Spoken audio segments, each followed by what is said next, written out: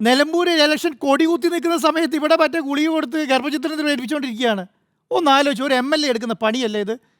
ഒന്ന് ആലോചിച്ച് നോക്കി, അവർക്ക് എത്ര ആത്മാർത്ഥത്തോടെ കാര്യം. എന്നിട്ട് ആ ആത്മാർത്ഥ ഏത് നിലമ്പൂർ ഇലക്ഷൻ പോലെ വളരെ സെൻസിറ്റീവായ സമയത്ത് നടക്കുന്ന ഇലക്ഷൻ സമയത്ത് ഈ പണിയെടുത്ത ആൾ ഇപ്പം വാർഡിൽ ആൾക്കാരെ ചെയ്യിപ്പിക്കാൻ ഇറങ്ങി നടക്കുകയാണ്.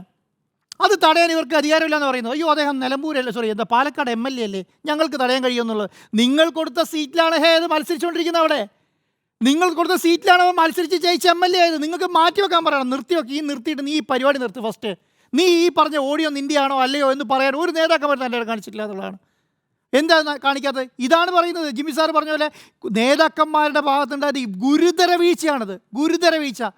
നിങ്ങൾ അന്ന് എന്താ പറയേണ്ടത്? സസ്പെൻഡ് ചെയ്തല്ല, ഡിസ്മിസ് ചെയ്ത് മാറ്റി നിർത്തി കഴിഞ്ഞിട്ട് പറയണം പുറത്തിറങ്ങി പോരുത്, കോൺഗ്രസിൽ ഒരു പരിപാടി വന്നു പോരുത്, കോൺഗ്രസിൽ ഒരു പരിപാടി പങ്കെടുത്ത് പോരുത്, കോൺഗ്രസിൽ ഒരു പ്രചരണത്തിൽ ഇറങ്ങി പോരുത് എന്ന് പറയണമായിരുന്നു. പറഞ്ഞോ?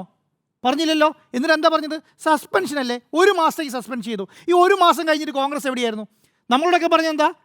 കോൺഗ്രസ് ഒരു മാസത്തേക്ക് രാഹുൽ മാങ്കൂട്ടം സസ്പെൻഡ് ചെയ്തെന്ന് പറഞ്ഞു. ആ ഒരു മാസം കഴിഞ്ഞിട്ടുള്ള ഗ്യാപ്പിൽ ഇവരെന്താ ചെയ്തേ?